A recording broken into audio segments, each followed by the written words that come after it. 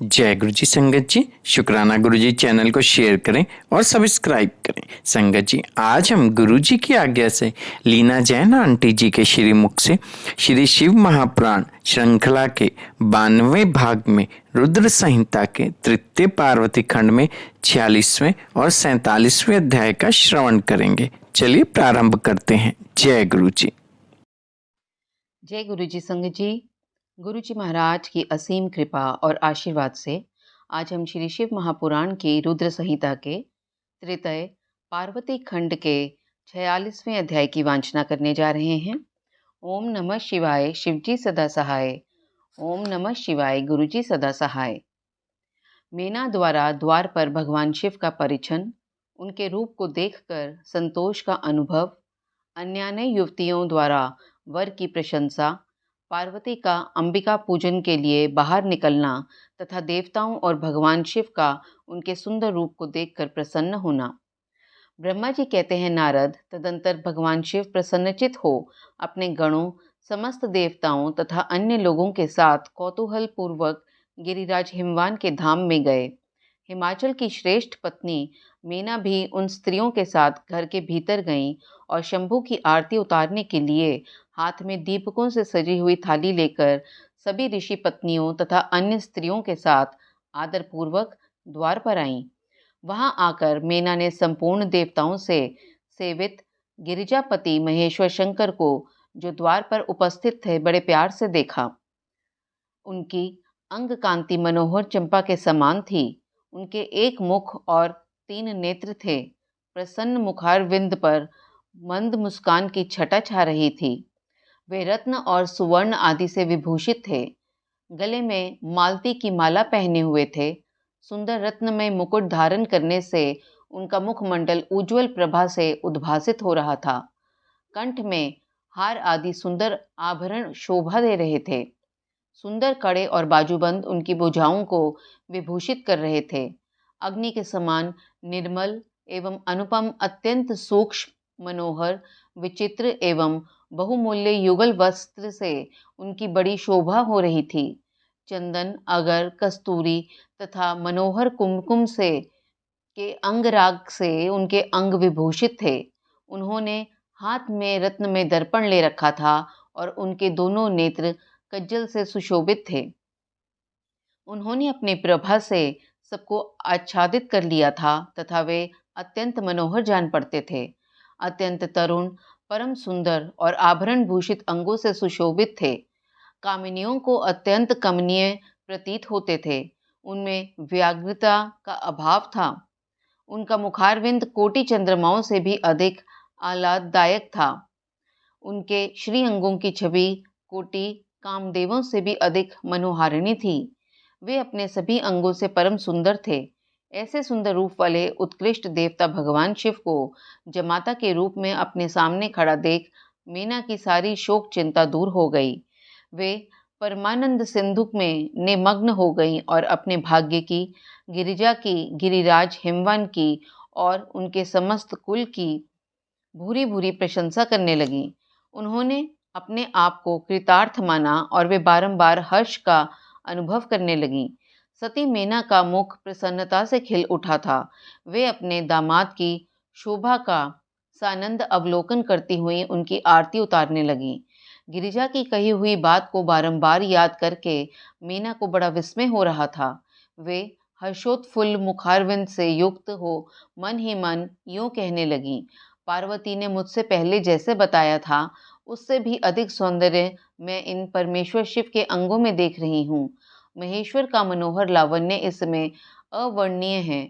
ऐसा सोचकर आश्चर्यचकित हुई मेना अपने घर के भीतर आई। वहां आई हुई युवतियों ने भी वर के मनोहर रूप की भूरी भूरी प्रशंसा की।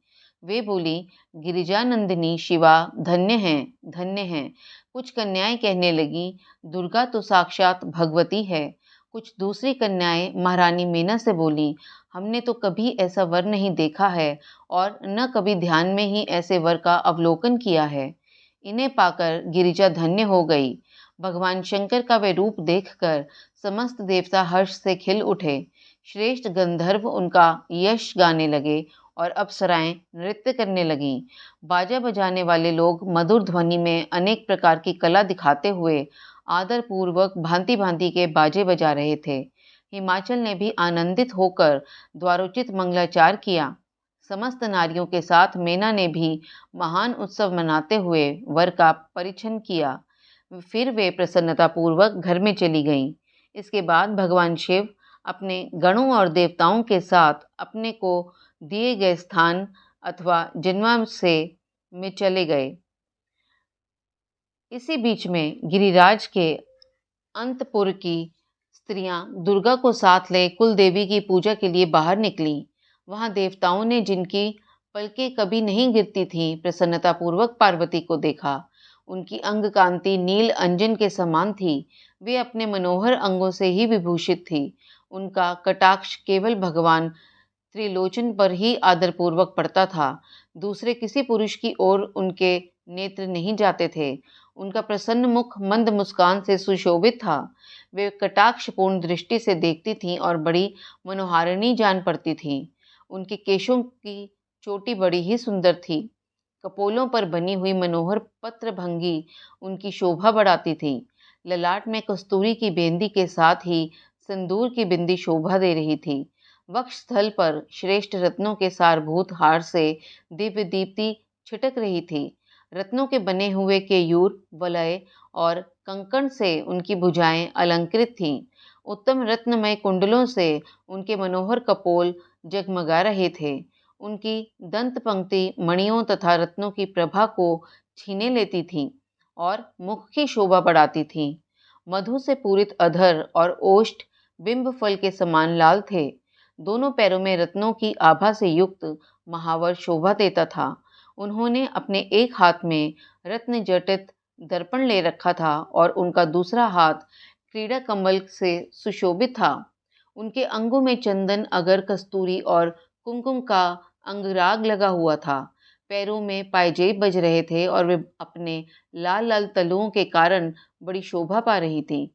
समस्त देवता आदि ने जगत की आदि कारण भूता जग जननी पार्वती देवी को देखकर भक्ति भाव से मस्तक झुका मीना सहित उन्हें प्रणाम किया। त्रिलोचन शिव ने भी बड़ी प्रसन्नता के साथ कनखियों से उन्हें देखा और उनमें सती की आकृति देखकर अपनी विरह वेदना को त्याग दिया। शिवा पर आंखें गड़ाकर भगवान शिव उस समय सब कुछ भूल गए। उनके सारे अंगों में रोमांच हो आया। वे हर्ष का अनुभव करते हुए गौरी की ओर देखने लगे। गौरी उनकी आंखों में समा गई थी। इधर कालीपुरी से बाहर जाकर अंबिका देवी की पूजा करने के पश्चात ब्राह्मण पत्नियों के साथ पुनः अपने पिता के रमणीय भवन में लौट आईं। भगवान शंकर भी मुझ ब्रह्मा, विष्णु और देवताओं के साथ हिमाचल के बताए हुए अपने नियत स्थान पर प्रसन्नता पूर्वक गए। वहां गिरिराज के द्वारा नाना प्रकार की सुंदर समृद्धि के से सम्मानित हुए। वे सब लोग सुखपूर्वक ठहर गए और भगवान शिव की सेवा करने लगे। संगत जी, इसके साथ ही अध्याय 46वां संपन्न हुआ। अब हम गुरु महाराज की कृपा और आज्ञा से 47वें अध्याय का प्रारंभ करने जा रहे हैं। ओम नमः शिवाय, शिवजी सदा सहाय। ओम नमः शिवाय, गुरुजी सदा सहाय। वर पक्ष के आभूषणों से विभूषित शिवा की निराजना। कन्यादान के समय वर के साथ सब देवताओं का हिमाचल के घर में आंगन में विराजना तथा वर वधू के द्वारा एक दूसरे का पूजन। ब्रह्मा जी कहते हैं, नारद, तदंतर गिरिश्रेष्ठ हिमवान ने प्रसन्नता और उत्साह के साथ वेद मंत्रों द्वारा दुर्गा और शिव का उपस्नान करवाया। तत्पश्चात गिरिराज की प्रार्थना से श्री विष्णु आदि देवता तथा मुनि कौतूहल पूर्वक उनके घर के भीतर गए। वहां उन्होंने वैदिक और लौकिक आचार का यथार्थ रीति से पालन करते हुए भगवान शिव के दिए हुए आभूषणों से देवी शिवा को अलंकृत किया। सखियों और ब्राह्मण की पत्नियों ने पहले पार्वती को स्नान करवाया, फिर सब प्रकार के वस्त्रों भूषणों द्वारा विभूषित करके उनकी आरती उतारी।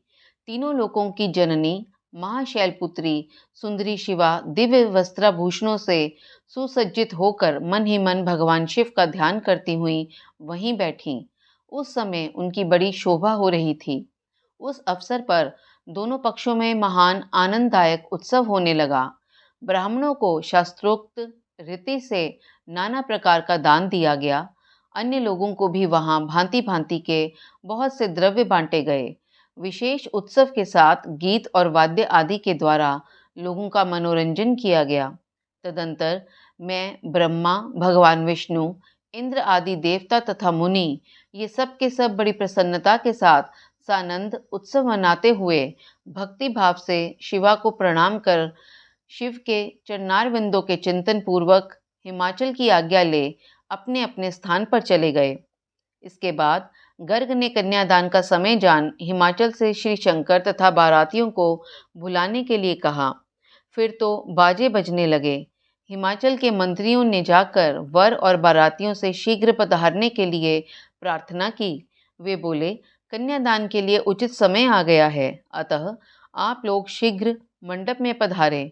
तदंतर भगवान शिव को सुंदर वस्त्राभूषणों से सुसज्जित करके वृषभ की पीठ पर बिठाया गया और जय बोलते हुए सब लोग चले। भगवान शंकर को आगे करके बाजे बजाते और कौतुक करते हुए सब बाराती हिमालय के घर को गए। हिमाचल के भेजे हुए ब्राह्मण तथा श्रेष्ठ पर्वत कौतूहल पूर्वक शंभू के आगे आगे चलते गए। भगवान के मस्तक पर बहुत बड़ा छत्र तना हुआ था।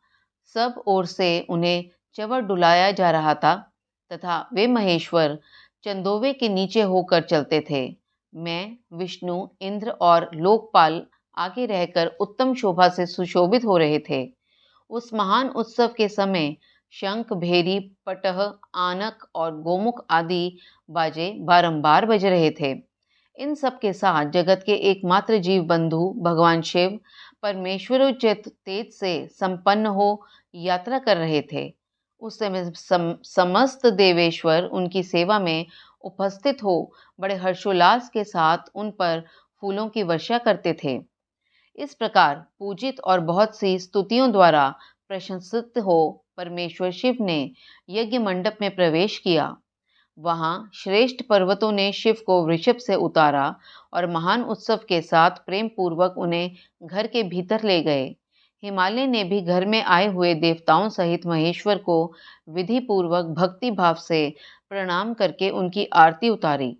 फिर महान उत्सव पूर्वक अपने भाग्य की सराहना करते हुए उन्होंने अन्य समस्त देवताओं और मुनियों को प्रणाम करके उन सबका समादर किया। श्री विष्णु सहित महेश्वर को तथा मुख्य मुख्य देवताओं को पाद्य अर्घ देकर हिमाचल उन्हें अपने भवन के भीतर ले गए और आंगन में रत्नमय सिंहासनों के ऊपर मुझको, विष्णु को, शंकर जी को तथा अन्य विशिष्ट व्यक्तियों को बिठाया। उस समय मेना ने अपनी सखियों, ब्राह्मण पत्नियों तथा अन्य पुरंध्रियों को साथ आकर सानंद आरती उतारी। कर्मकांड के ज्ञाता पुरोहित महात्मा शंकर के लिए मधुपर्क पूजन आदि जो जो आवश्यक कृत्य थे उन सबको सहर्ष संपन्न किया। फिर मेरे कहने से पुरोहित ने प्रस्ताव के अनुरूप उत्तम मंगलमय कार्य आरंभ किया। इसके बाद हिमालय ने अंतर्वेदी में जहां समस्त आभूषणों से विभूषित उनकी कृशांगी कन्या वेदी के ऊपर विराजमान थी, वहां मेरे और श्री विष्णु के साथ महादेव जी को ले गए। तदंतर बृहस्पति आदि विद्वान बड़े उत्साह से संपन्न हो कन्यादानोचित लग्न की प्रतीक्षा करने लगे। गर्ग ने पुण्याह हवाचन करते हुए पार्वती की अंजलि में चावल भरे और शिवजी के ऊपर अक्षत छोड़ा। परम उदार सुमुखी पार्वती ने दही, अक्षत, कुश और जल से वहां रुद्रदेव का पूजन किया। जिनके लिए शिवा ने बड़ी भारी तपस्या की थी, उन भगवान शिव को बड़े प्रेम से देखती हुई वे वहां अत्यंत शोभा पा रही थी। फिर मेरे और गर्गादि मुनियों के कहने से शंभु ने लोकाचारवश शिवा का पूजन किया। इस प्रकार परस्पर पूजन करते हुए वे दोनों जगन में पार्वती परमेश्वर वहां सुशोभित हो रहे थे। त्रिभुवन की शोभा से संपन्न हो परस्पर देखते हुए उन दोनों दंपति की लक्ष्मी आदि देवियों ने विशेष रूप से आरती उतारी। संग जी, इसके साथ ही श्री शिव महापुराण की रुद्र संहिता के त्रितय पार्वती खंड का 47वां अध्याय संपन्न हुआ। मेरे द्वारा उच्चारण में जो भी त्रुटि हुई हो उसके लिए मैं गुरुजी महाराज से क्षमा प्रार्थी हूँ। संगत जी, आप सब भी मुझे क्षमा करें। जय गुरुजी, शुक्राना गुरुजी।